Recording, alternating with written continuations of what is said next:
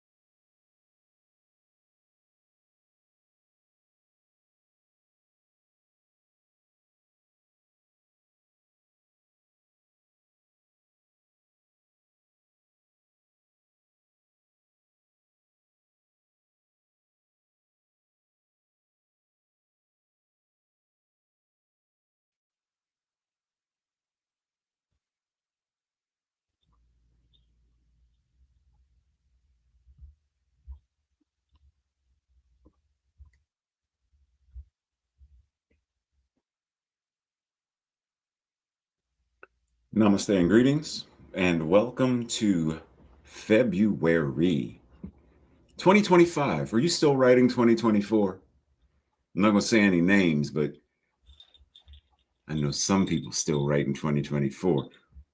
But here we are, February 2025, and we are diving in to this idea of radical interconnection. Today, specifically, we are talking about the emptiness or emptiness, the wonder of interbeing. If I were to ask you, what does that mean to you? Do you have any idea? If not, that's fine, because that's part of what we're going to dive into. But we're diving into it in a slightly different way. You know me well enough to know by now. So we're going to just come along for the ride. So we often have a great difficulty locating the divine because we look outside of ourselves. We look over yonder for an external, for an anthropomorphic God. Rather, if we begin by looking at how the human body operates, what we would find is a physical demonstration of the interconnectedness or the interbeingness of God. Note how the skeletal system, the circulatory system, the muscular, the respiratory, the digestive, all of these systems are uniquely interconnected. Their interbeingness is what gives us the ability to live. And so when we explore, we find a blueprint of sorts for how we can actively and consciously live our lives from and as this idea of being interconnected, this idea of the interbeingness of. The interconnectedness and interbeingness with all of life and all of health and all of creation and power and presence and. So we already have the blueprint. We already have more than enough demonstrations of what this looks like, what this could look like, what this could mean if we lived it. But we are so busy focusing more on the reflections than the real flexion. We focus more on the illusion of rather than the truth of. And what I mean by that is we're looking for God in all the wrong places. Now, is God in all of these things? Yes. But when I look at, we'll take the Sharpie, for example. When I'm praying to the Sharpie as though the Sharpie is the source of all there is, and it is separate from me, it's not what I am. I'm not a Sharpie. It's not inside of me. It's a separate entity. And when I am looking at it for the answers to my life, the solutions to my problems, then I am focusing more on the illusion. I'm focusing more on the idea of God rather than the reality of God. Breathe that in. So when we understand where source actually is, the reflection isn't the originating entity, we'll say. When I look into a mirror, what I see in the mirror shouldn't move unless I move. But if I'm looking in the mirror waiting for it to do something, well, when are you going to answer my prayers, reflection? When are you going to do what I want you to do? Clean the room and set it. I'm looking at it as though it has some kind of autonomy, self-agency, and it doesn't. Then what am I doing? I'm acquiescing my power. As Alice Walker said, and I'm paraphrasing, the best way to remove power from a people, from someone, is to convince them that they have no power in the first place. So when we look for a God outside of ourselves as though it is the end all be all, we're actually doing ourselves a spiritual disservice. We are trying to take the heart out and put the heart somewhere else, as though the heart outside of us is the heart that makes the body move, the blood circulate. Take the lungs out, take the skeletal system out, and it's this. It doesn't work that way. We know this. So then why do we expect there to be an anthropomorphic God? Breathe. Thich Nhat Hanh says, people normally cut reality into compartments.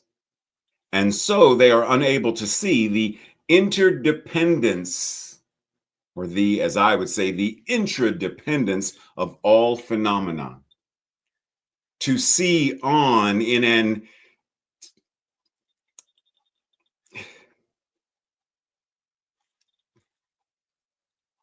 when no, I'll save that. I'll save that. I'll wait. Back to where we are. To see on in all and all in one is to break through the great barrier, which narrows one's perception of reality.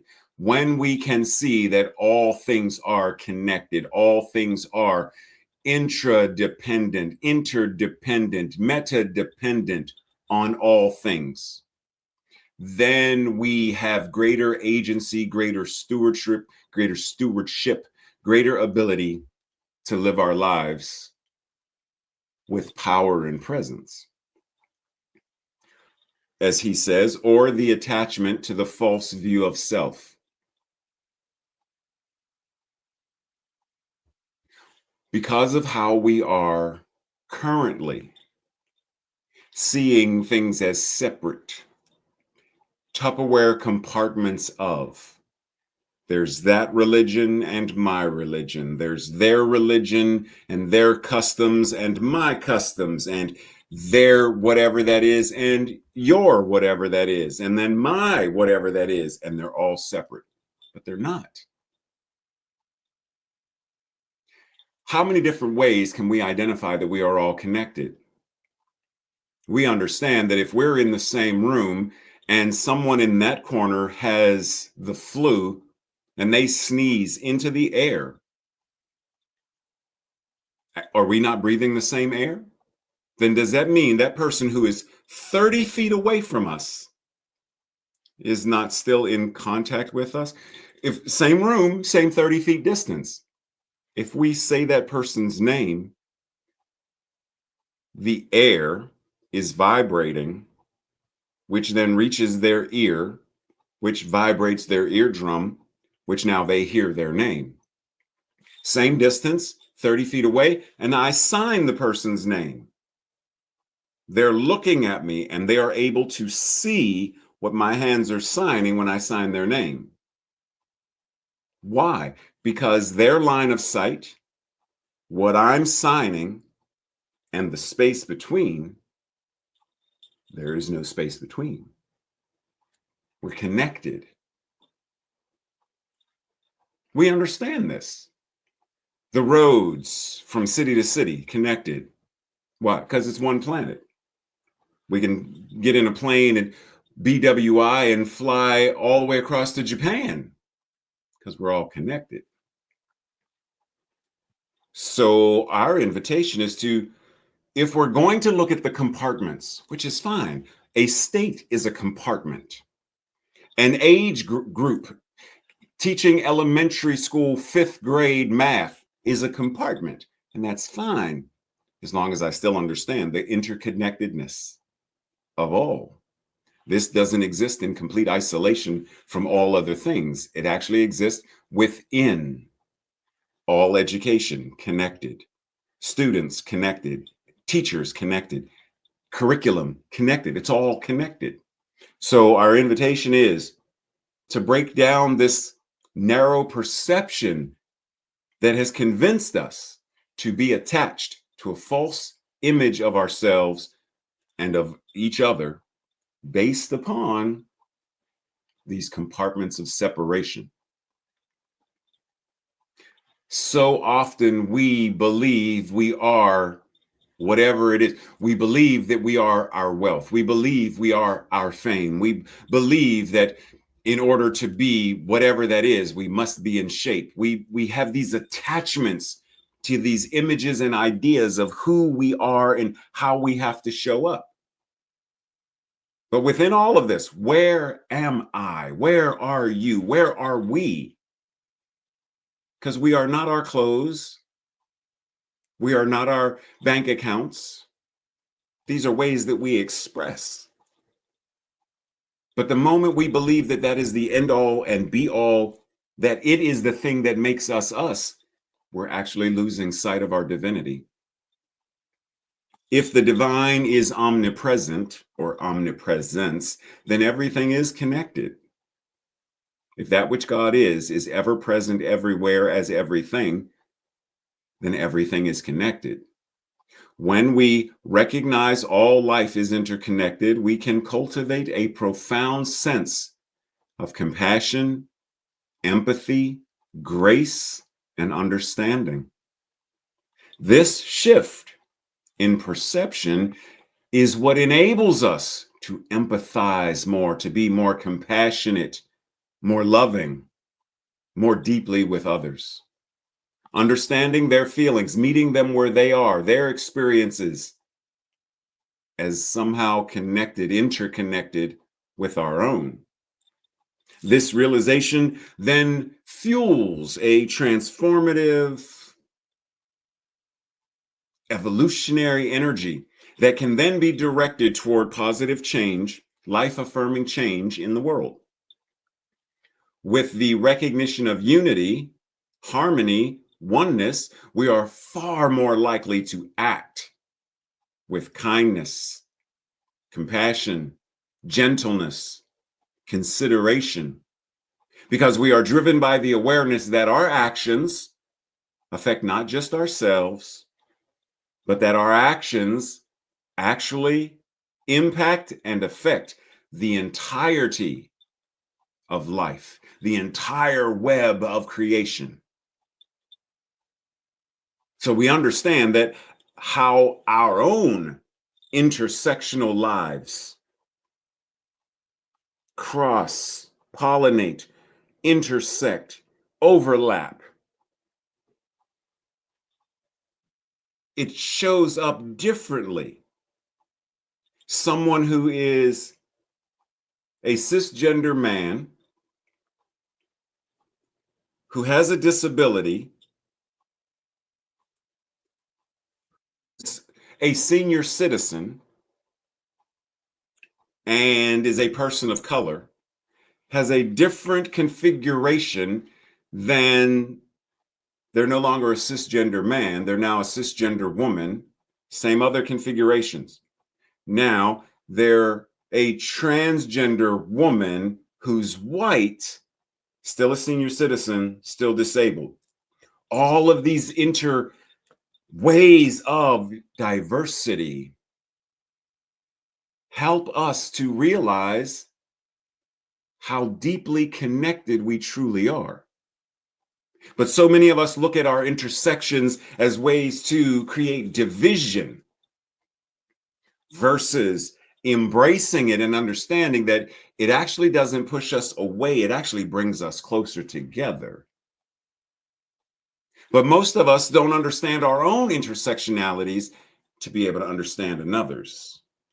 But the moment I pause and look at my own life and understand the various nuances of how spirit is expressing itself as me, it gives me greater clarity when I'm now in conversation and relationship with you,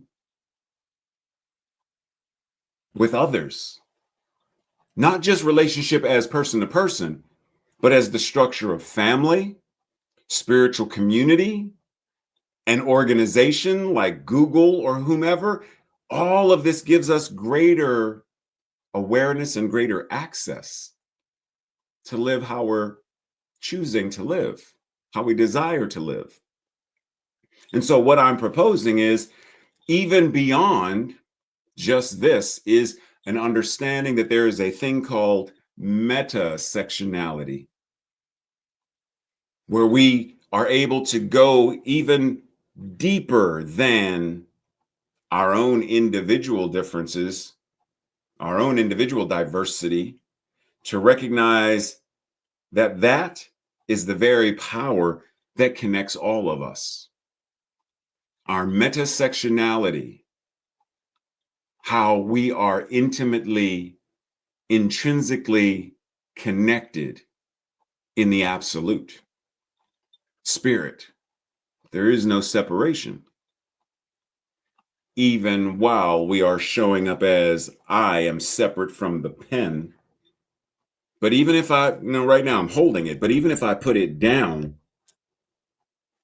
it is on the desk, which is supported by the floor, which is the same floor that the chair is on, which is the same chair I'm sitting in. So I'm still connected to it. And do I not have the ability to reach forward and pick it up? Well, the only reason I can do that is because I'm connected to it. The only reason you can hear me now or see the interpreters is because we're connected. The reason someone can give you a compliment and it is because you're connected. Someone gives an insult or a criticism and because we're connected. We're all connected. Metasectionality, the very interbeingness of God, of source, of spirit. We're one.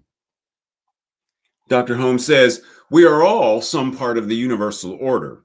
This union, however, does not mean sameness. For while unity requires conformity to principles, unity never means uniformity.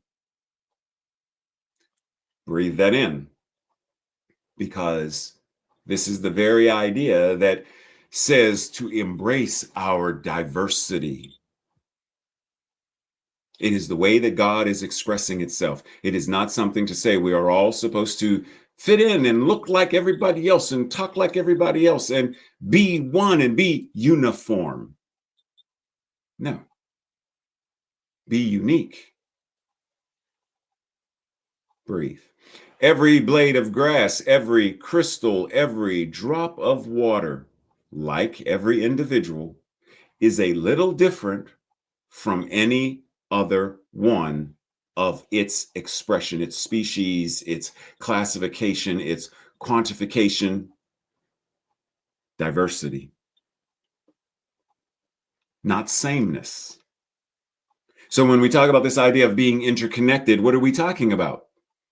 Well, interconnected, having all constituent parts linked or connected, related, unified, complementary.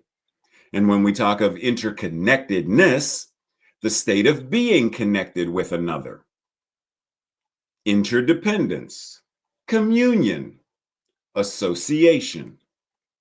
And when we talk of interconnection, a mutual connection between two or more things. Correlation, relationship. So then, if we move a little bit further into this idea, because once again, it's easy for us to think of there's Ray, there's Tracy, they're two separate beings that are expressions of one absolute beingness.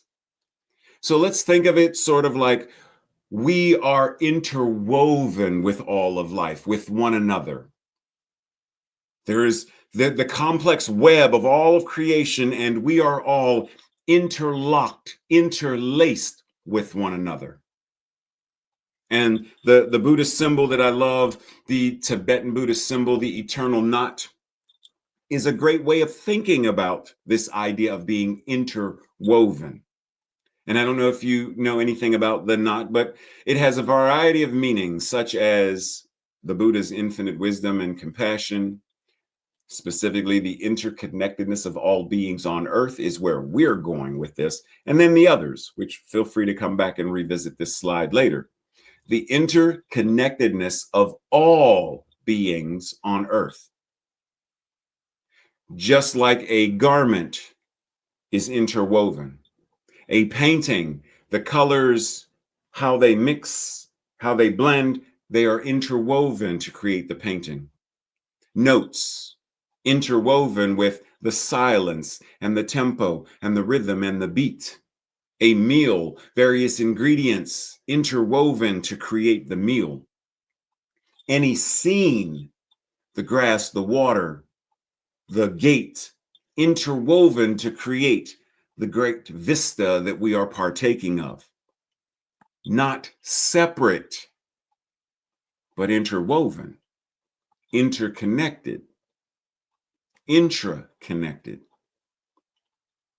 So when we realize humanity is made up of innumerable individuals, no two, including twins, no two are alike, and yet society is a composite whole moving gradually toward some ultimate goal or vision.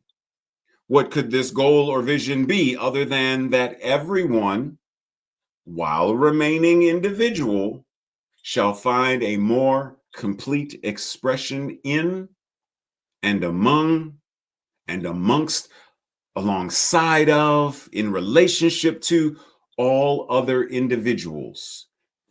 And actually, it's not even just individuals. This is the very reason why I don't say a world that works for everyone. And I say a world that works for all. Because we are finding a more complete expression in and among and amongst and with all of creation. So our relationship to the rivers and the oceans and the streams, our relationship to the great glaciers, our relationship to all animals, our relationship to Mother Earth, period, is the great vision, the great mission, the great goal. But if I'm focusing on rugged individualism, I, me, then I'm not going to be able to do that. So let's follow me for a moment. It's easy to look at this and see two individual people. But the moment we realize, once again, the interconnectedness, the intraconnectedness, all of this stuff, the interwoven, we recognize all of this, then it's easier then to scan out and see more people. But then we don't stop there. We keep on going and we keep on going and we keep on going. And even though here, the image that this particular slide is showing is the image of former President Obama, the idea is the image that is the divine is made up of a variety of individual beings. Same thing for you. If we were to look at each part of your life in the same way that we see this image, the image that is you and your life is made up of tiny, small threads and images of memories and experiences and interests and personality quirks and all of these things and all of these things. And when we zoom far enough, we see you. It's no different. We do the same thing with ourselves that we can do with God because there is no separation between it and us. Once again, as we shared last month with, and I showed the slide several times, Dr. Holmes said the only God that any of us would is the one that we embody. The only God that we would know, the only God that we would have access to, the only God that we would intimately is the one that we embody. So this representation, while it can represent the divine, it represents you as the divine as well. Not separateness, not uniformity. Because once again, let's go back for a second. If every single one of these images looked the exact same, we wouldn't have the grand image that we have. So the only reason this image works the way it works is because it's made up of diverse, metasectional representations. If every class you ever took was the exact same class, you needed a variety of classes, even a variety of math classes. It's not the same one, even a variety of science classes. It's not the same one, built on the same principles, but it's not the same one. A chemistry class is not the same as a biology class.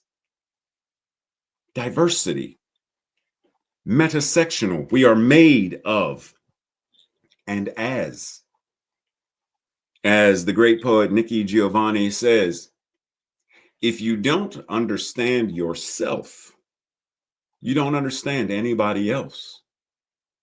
And this includes God. She didn't say that. I'm saying it. If you don't understand yourself, you don't understand anybody else, nor do you understand God. So therein lies our invitation. The more we know ourselves, the more we can know about each other. And in knowing about ourselves and knowing about each other, are we not then, since God is not separate, are we not then knowing more about God?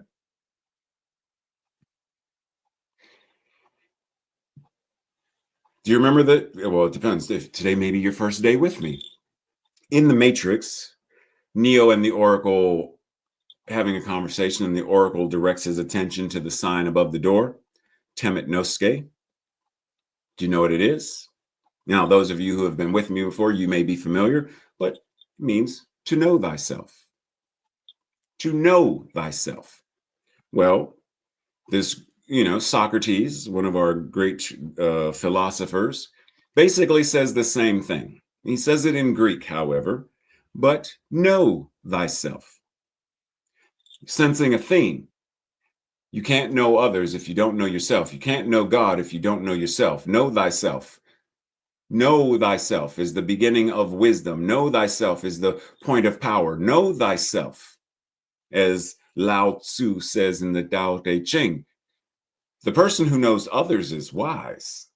The person who knows themselves is enlightened. Do you know yourself? We also get a similar phrase from Pythagoras.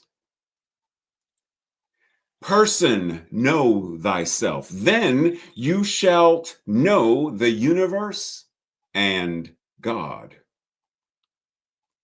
Sensing a theme.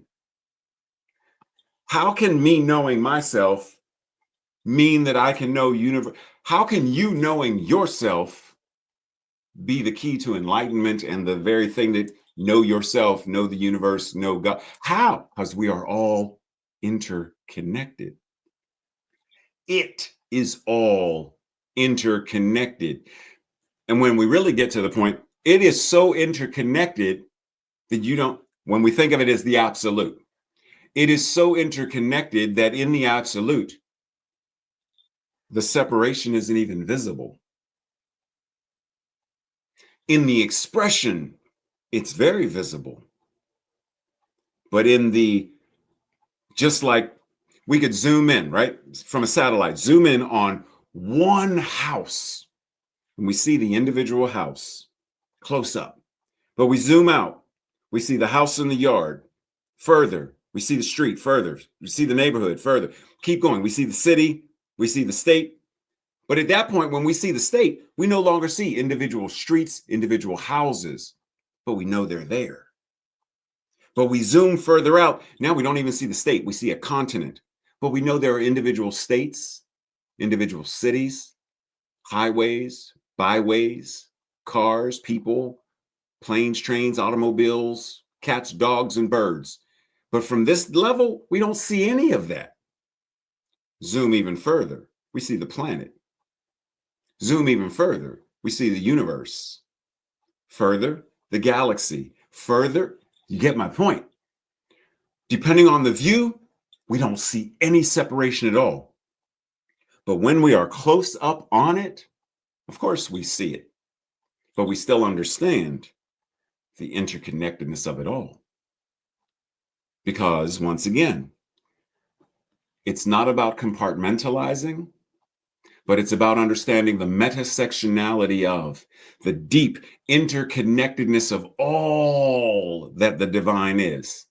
And that all of that is showing up as each one of us now. So our intersectional selves are the divine in expression. the disabled individual. As a metasectional, the disability isn't the enemy or the villain or the bad thing. It is part of their expression. For whatever reason, we're not going to dive into what caused it? No, that's not, no. It is their experience. Recognize it and acknowledge it and honor them on their path as they experience and express themselves as someone in a wheelchair, someone who's blind or visually challenged, or someone who's transgender, metasectional. Their transgender identity is part of how God is expressing itself. We are metasectional individuals. So we got that.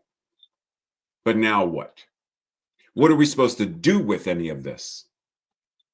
Well, as Dr. Holmes reminds us, it is not enough to pray and meditate. We must also act in the world.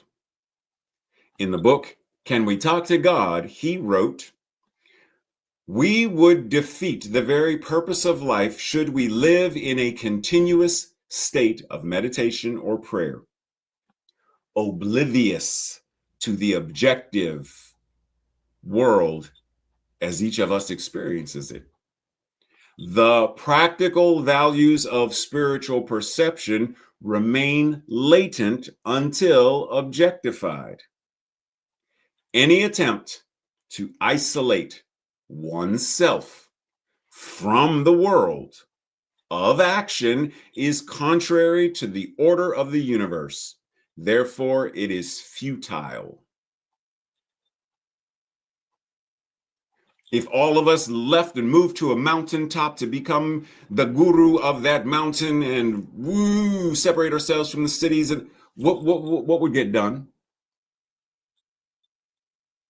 Nothing. If that is that person's, do what you feel like you need to do. But we are to be involved in life, not separate from. As Mother Teresa said, go out into the world today and love the people that you meet. Let your presence light new light in the hearts of the people. In other words, what did Holmes say? Action. Don't just, we send our thoughts and prayers. Do that and faith without action. We need the action. Do it. But don't just do it. There is a level of we do when we be. If you are being love, joy, kindness, compassion, be it, then it will show up in all of your doing. It will show up in all of the ways that you are living your life.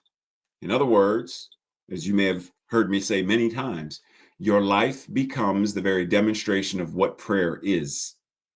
So prayer need not be the thing you do when you close the door and put on some music and light a candle, knowing that there is only one power and one presence. Prayer then becomes, hey, Sean, how you doing today? Prayer becomes how you greet your neighbors. Hey, Tracy, how are you today? Prayer becomes how you greet your family, how you fix a meal, how you clean up crumbs that Ray left on the living room floor, somehow getting them under the seat cushion that he was. Prayer becomes all of that and more. Action. From Thich Nhat Hanh, once again. In Buddhism, we always understand action as having three aspects: thinking, speaking, and acting. When we produce a thought, it is energy in action, and it can change us and change the world in a good way or in a bad way. If it is the right kind of thinking, it will have a healing, nourishing effect on our body, on our relationships, on our environment. Right thinking can make the world a better place to live. Speaking can have the effect of releasing tension, reconciling conflict, or bringing hope. Speaking is a kind of energy, a force. And physical action is also and energy that can bring healing to ourselves and to the world. We can do something that has the power of protecting, of saving, of supporting, and bringing relief. The trinity of when we thoughts, words, emotions, and actions. So it's Trinity plus one. When we have all of these, and I know he said three things, I'm putting four things in there. When our thinking, our communicating, our emotions and feelings, and our doing are aligned in a life-affirming manner, we have no choice but to transform and heal the world. Every thought we produce, every word we pronounce, everything we do changes our body, mind, and environment. The environment in which we find ourselves is us, and it is the result of our action. You have the responsibility for both your own body and mind, and for your environment. Your environment is you.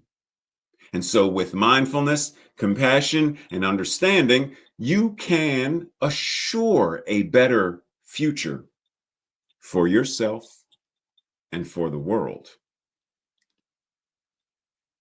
Now, in the words we use that you've often heard me reference, what are our mental equivalents? Because we have them for a variety of things. There isn't just one.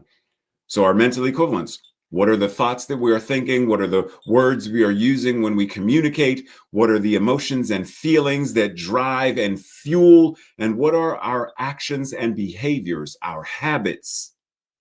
Individually, how do they show up? Collectively, how do they show up? And how are they all interrelated with one another? It is certain you will have to love your fellow humans if you wish to be happy. Your union with God implies your union with everything. Don't be afraid of this.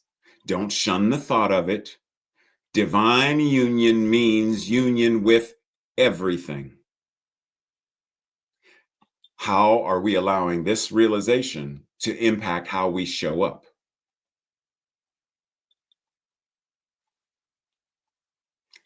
Because it's showing up either way. How are we allowing it to show up consciously? The science of mind and spirit offers us both an understanding and an awareness of who and what we are individually, collectively, and universally as oneness expresses itself. Oneness, emancipates us. This teaching emancipates us. This philosophy emancipates us. This awareness and understanding emancipates us from the paranoia of separation and the psychosis of othering. This freeing awareness, this enlightenment of truth, grants us access to as much wisdom, creativity, joy, peace, and power as we are ready and willing to embody. This embodiment of our divinity enables us to heal and eradicate war, genocide, the caste system, toxic capitalism, and the many other things that are currently wreaking havoc around the planet and causing immeasurable suffering. United, we heal, or divided, we fall. The choice is ours. Science, Mind, and Spirit 4.0 makes that choice and the way clear. Breathe. This week's declaration or affirmation, I will say it first, and if it resonates with you, say it with me the second time around. I recognize, honor, celebrate, and nurture my connection with all of life. Together. I recognize, honor, celebrate, and nurture my connection with all of life. And so it is. And this week's study questions for the Thursday night study group or your own personal reflections. Number 1, how well do I know myself? And take 3 minutes and complete the prompt, I am, and then fill in the blank. And take note of how much you identify who you are with what you do. I am a firefighter. You're identifying who you are with what you do. I'm a construction worker. I'm a teacher. How much of who you are, what you do. Neither good nor bad, there's no judgments, simply identifying. It's all simply identifying. Number 2, when have I felt alone, separate, isolated? Do I still feel that way? If not, what caused the shift?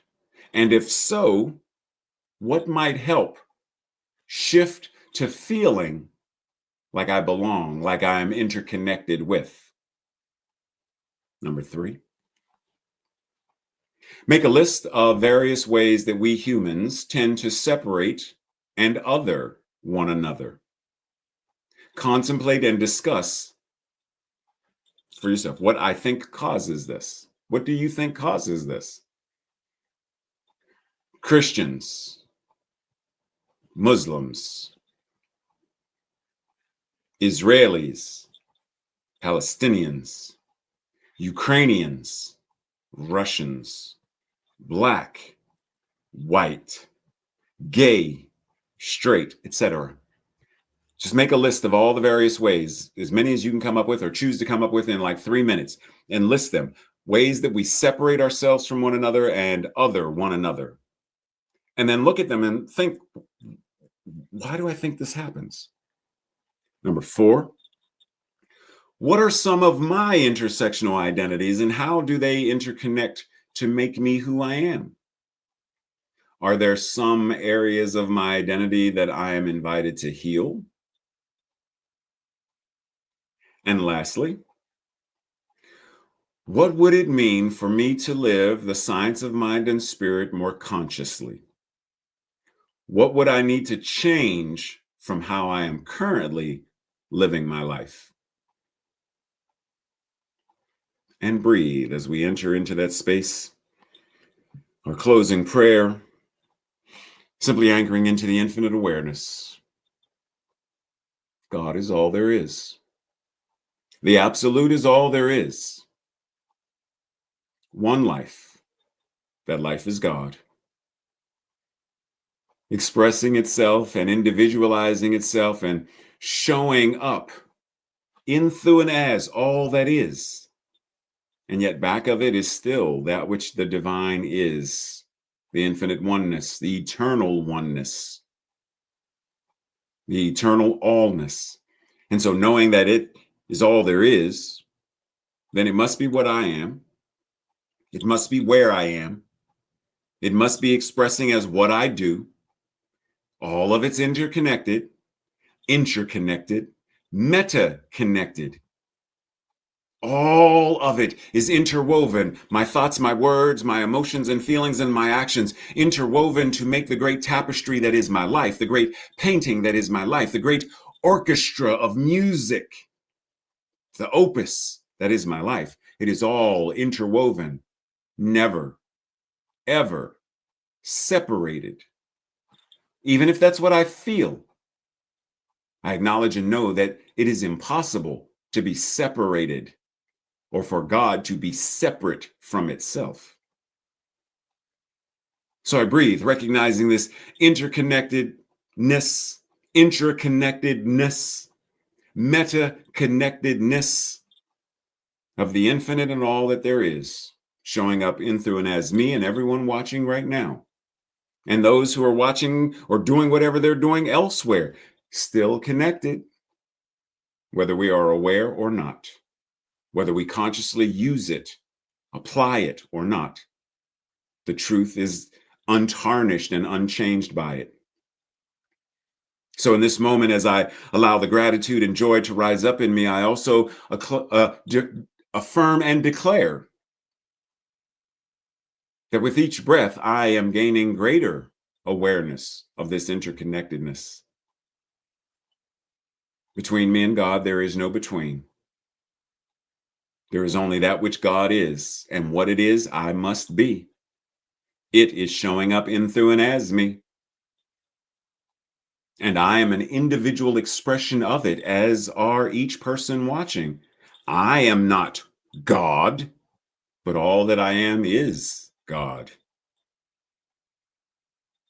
It can be no other way. And so I name it and I claim that which is my divine spiritual magnificence to live my life consciously, actively, purposefully, doing what is mine to do. And I breathe. And so it is. And so it is.